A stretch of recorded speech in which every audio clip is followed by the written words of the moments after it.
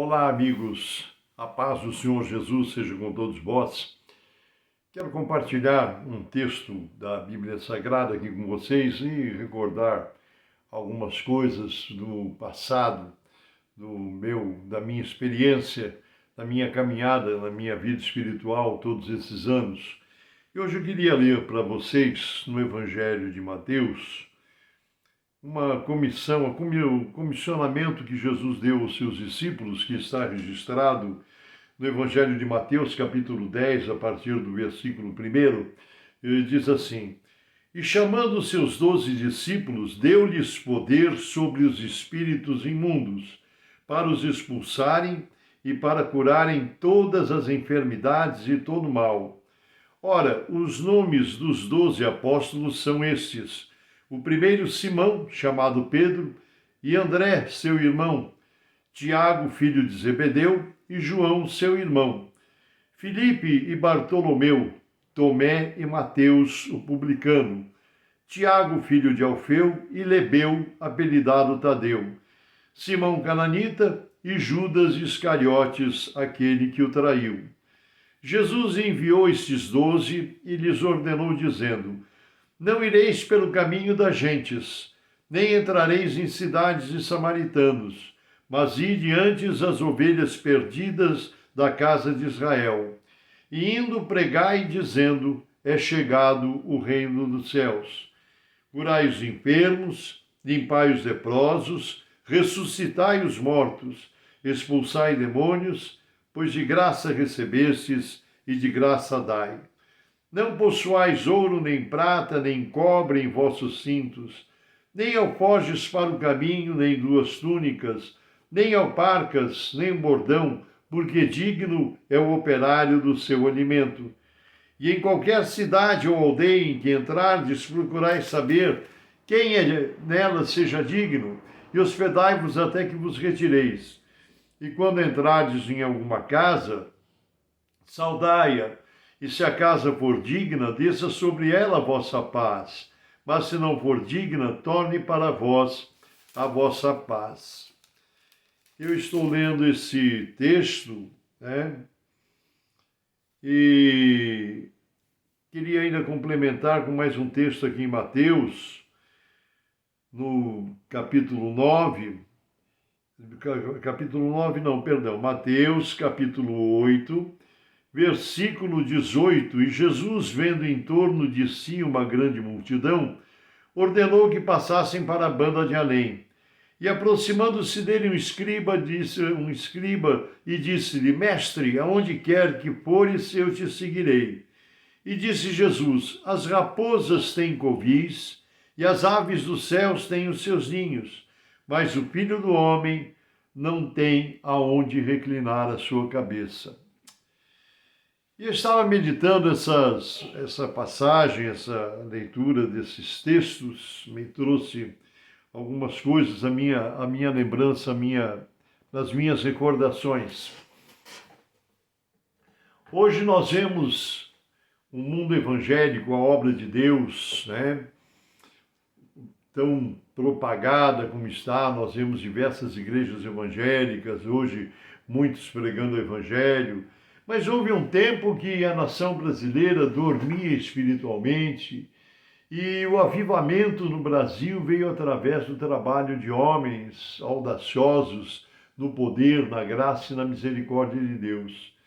Eu me lembro bem, eu era um jovenzinho e acompanhava fascinado a vida, o ministério daqueles pastores antigos. Eu poderia citar o nome de vários deles, mas não vou fazê-lo. Mas conheci vários homens de Deus que hoje têm sabor, muitos deles já dormem no Senhor, muitos deles já descansam no Senhor, a maioria deles, aliás, mas foram homens ousados, foram missionários, verdadeiros combatentes espirituais.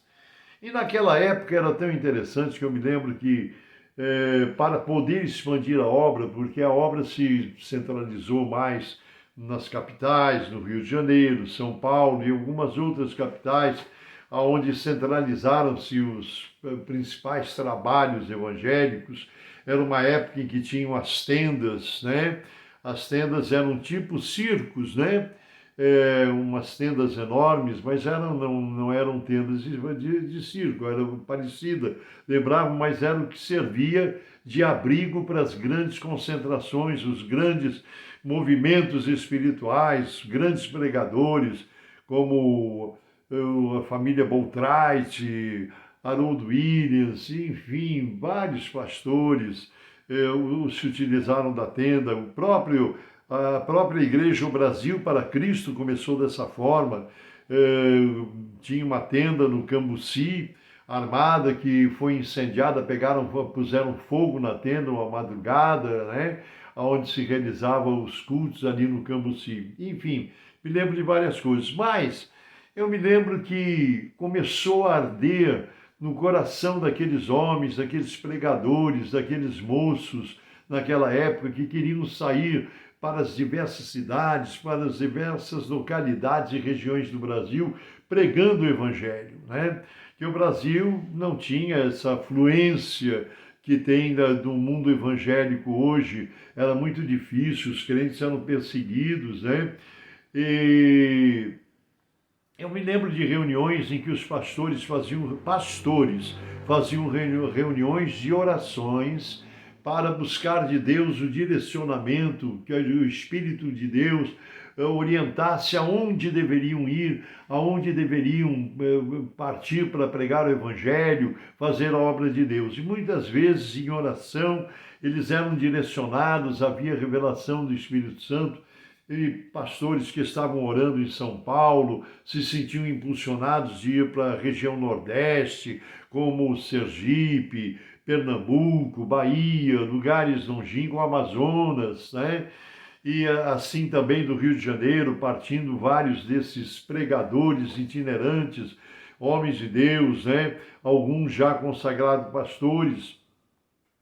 Eu me lembro que nessas reuniões, após algum tempo de oração, horas de oração, clamando ao Senhor, pedindo a direção, ali algum daqueles homens chegavam, falava para o pastor que era líder do trabalho, né? Houveram alguns deles, né, que se destacaram muito e são os pastores fundadores de igrejas que estão aí hoje, que nós conhecemos, grandes ministérios, né? E esses homens ali, pastor, missionário, eu sinto de ir para Pernambuco, ir para tal cidade, ir para a Bahia, ir para o Rio Grande do Sul, e enfim, e eles eram direcionados por Deus. E naquela época, as obras que começavam a despontar não tinham recursos financeiros. Não havia os recursos financeiros nem os recursos tecnológicos que existem hoje, né? E aqueles homens dominados pelo Espírito Santo de Deus, muitas vezes saíram das grandes capitais, deixando família, levando no seu bolso somente uma passagem de ônibus de ida sem volta e o dinheiro para sobreviver durante 2 ou 3 dias, né? E esses homens eram homens de fé, não digo aventureiros, porque homens de fé não fazem aventuras, estão a serviço de Deus, sabem o que querem, sabem de onde vêm, aonde estão e para onde vão. E esses homens, às vezes, sem recurso material nenhum, iam para lugares que eles nem conheciam, às vezes só pelo mapa sabiam o nome, mas Deus tinha dado aquela visão, aquela ordem, aquela pessoa ia pela fé. E os testemunhos que nós ouvíamos 3, 4 meses depois, quando esses homens voltavam, e ali nas igrejas centrais, nas igrejas sede, quando eles chegavam, eles eram aclamados, recebidos com grande alegria, e os testemunhos que eles contavam eram coisas assim tremendas, que abalavam o nosso coração. Como é que eles chegavam numa cidade desconhecida, onde não tinha nenhum amigo, nenhum conhecido, nenhum apoio, somente na dependência absoluta de Deus, né? E como Deus operava, abria a porta de uma casa, de uma residência, de uma família, fazia uma obra, Deus tocava num coração ali para que eles pudessem se estabelecer naqueles locais, né? e ali conseguiu um local para fazer cultos, às vezes começando numa residência, às vezes numa garagem, num pequeno salão. Deus ia tocando o coração de pessoas, ia abrindo o entendimento e as obras foram nascendo e foram se multiplicando Brasil afora. Mas no começo não é como é hoje. Hoje nós vemos muita facilidade, nós vemos muitos recursos, nós vemos muita coisa diferente daquela época. Aqueles missionários, aqueles moços, aquelas pessoas que saíram em campo, que se aventuraram a viver pela fé, eles foram recompensados. Hoje o Brasil tem essa quantidade, essa multidão de igrejas evangélicas, muitos pastores, muitos missionários, missionárias, obras grandiosas que nós vemos, e glória a Deus por isso, né? Mas lá atrás houveram homens que trabalharam dessa forma. Hoje nós vemos as coisas bem diferentes, né? Nós vemos que Jesus mandou os seus discípulos irem a campo e que não levassem recurso material nenhum, nem mesmo nas roupas, e que eles confiassem em Deus, que eles dependessem de Deus. E eles foram vitoriosos naquilo que eles fizeram. Deus honrou a coragem, a fé desses heróis da fé, como nós dizemos, né? E foram tempos assim gloriosos da manifestação do poder de Deus. Hoje a gente percebe, quando Jesus diz assim, de graça recebestes e de graça dai. E nós percebemos que hoje muitas coisas mudaram, muitas coisas estão bem diferentes dessas recomendações que Jesus fez, né? E alguém vai dizer, pastor Paulo, por favor, nós estamos vivendo, né, 2021, estamos mais naquele tempo, não, hoje é diferente. Hoje é diferente, bem diferente mesmo, diferente em muitos aspectos, diferente inclusive nos resultados espirituais. Poucos estão dependendo, verdadeiramente dependendo do poder de Deus. Hoje as coisas são muito facilitadas, hoje as coisas são muito boas, hoje os pregadores que se deslocam convidados para pregar, para ministrar, às vezes num outro local, num outro país, são cercados de cuidados, de recursos, de benefícios, né? Mas na época de Jesus não era assim, nem foi essa a recomendação dele, mas em compensação havia um poder manifesto, um poder glorioso se manifestando sobre a vida e ministério daqueles homens.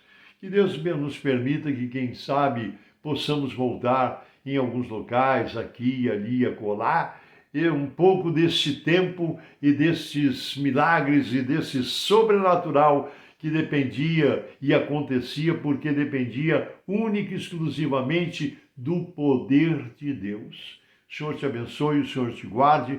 Vamos orar.